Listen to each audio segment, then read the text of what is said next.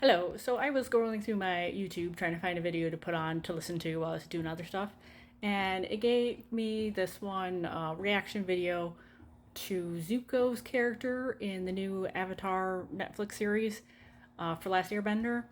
And for the record, I do not care for Netflix's live adaptation. I never finished watching the first season. Not gonna watch the second season. Um, and if you like it, if you like the second season or the first season, I don't care. It's a big world. If that show brings you joy, I'm not here to hate on that. That is fine. Different preferences are fine.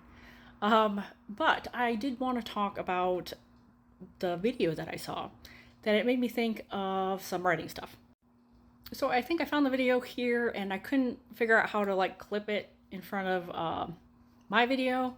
I don't think that option was available, so I just reposted it if you want to check it out. But in the video, he talks about, I guess, in book 2, spoilers, warning if you don't want to have that keep going. But in season 2, I guess they changed Zuko's character, where if you are familiar with the original Avatar: The Last Airbender, Zuko alone is one of the big episodes in season 2. And there's a scene where he's hungry, going through, I don't know if it's necessarily the desert or just plains. I don't remember offhand. And he sees this guy cooking food by a fire, and he grabs his sword because he's hungry, and the implication is that he's going to go fight this guy and steal his food. And then he sees he has a pregnant wife there, and he lets go of his sword and moves on. He decides that he isn't going to take food away from this little family. But in the new one, I guess they changed it, so instead of a family, it's a single pregnant mom that's sleeping against a tree, and there's a bag of food or supplies hanging off the tree, and Zuko goes to take it, then sees the pregnant mom, and then it cuts to a scene where you see he has the bag. So in the new one, he chooses to steal the bag, despite knowing it's for a single mom and her pregnant child, versus the first season or the first original, where he decides not to steal a bag to take food away from a family and with kids and stuff. And in the comments, this did not seem like it was a very scene. There were some people that said they liked it, but most of it, from what I was going through, said people did not like it. And I also am in the camp of I do not like it, because I don't mind adaptations changing things from the source material. I don't think you necessarily need a shot for shot thing. I don't think it's also necessarily wrong especially if you're changing from a written to a visual medium, like books or manga to anime or TV. I don't think it's wrong to just do it beat for beat if you have the space for that. Sometimes you got to change things because they're just different. Books and manga reading is a very different medium than watching things, so some things just don't work the same. But anyway, I wanted to talk about adaptations, at least in terms of Zuko's character, and why, in my opinion, this change doesn't work.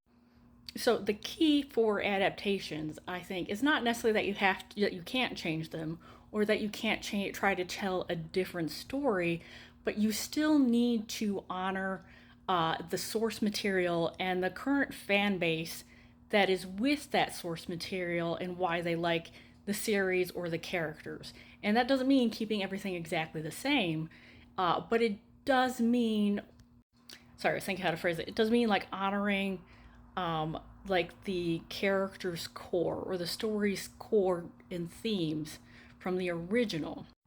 And I feel like it's kind of ironic because for whatever reason, Netflix looked at Avatar: The Last Airbender and they're like, that's going to be Game of Thrones. And it was a weird announcement when they made it before when they were producing season 1. It's still weird, but I bring it up because I find it ironic, because I feel Zuko's character, sorry, I have a hair on my face.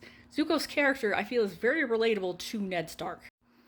They are, in this adaptation for Netflix, they're clearly trying to, in my opinion, do oh, Zuko is a good person who's being pushed to do bad things because of his circumstances, And I think if you don't know the nuances of his character, it kind of works, but it's also not actually his character.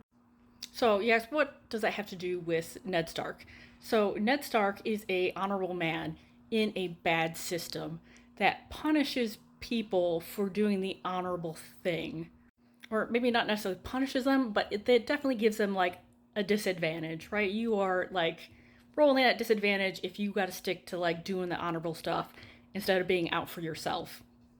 And I think Zuko's character is much more similar. He's not necessarily a good person pushed to do bad things. He is a good person who is punished for continuing to choose to be good in a bad situation, circumstance, right? Because he is in a imperialist family that is set on conquering the rest of the known world, and that is not a situation that wants people who are kind and good-hearted. It is going to reward people who are cutthroat and violent and willing to do bad things or justify doing bad things. And to be fair, like when we meet Zuko's character in the original, he very much is trying to be that person. Like he doesn't start out as a good person in season one. You might think he's a good person, but thinking you're a good person and being a good person, two different things, right? But in the original Zuko's Alone, I seen somebody's comment, I think it was on YouTube, I'm not gonna go find it, sorry, where they said the point of Zuko Alone in the original is that it shows when there's no other people around, it shows us who Zuko's character is. Like when nobody's looking, that's your true character. And it shows that when Zuko has no other influences on him, he is fundamentally a good person trying to do the right thing.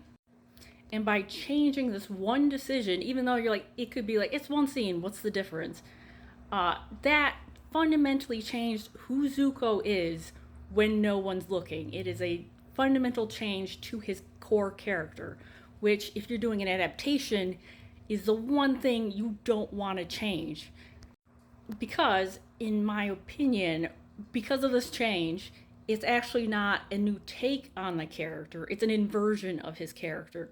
We go from Zuko, who is a good person, who chooses to do good things and is punished for it by a totalitarian system that he's surrounded by, to Zuko, who wants to be a good person but is not a good person. He chooses to cave into the authoritarian position.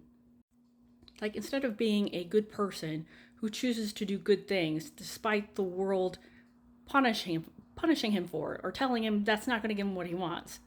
Instead, we get Zuko, who is only a good person when other people are looking and is willing to throw that away as soon as like it's convenient or he's struggling. And that is so different than the original character. That's why I feel like it doesn't work. And if this was like fan fiction or like a fan adaptation, I would be like, whatever, it's not that big of a deal. But this is Netflix, and sorry, I have hair on my face today. But this is Netflix, and I don't feel like we should be giving them as much leeway as some people are willing to give them for not knowing how to do good adaptation or write good stories. Like they used to win Emmys. There's no reason for this, that they should be getting this wrong. But that's my opinion for the day. Hope you guys enjoy it or don't enjoy it. That's fine. You can agree or disagree. That is okay. But have a good day.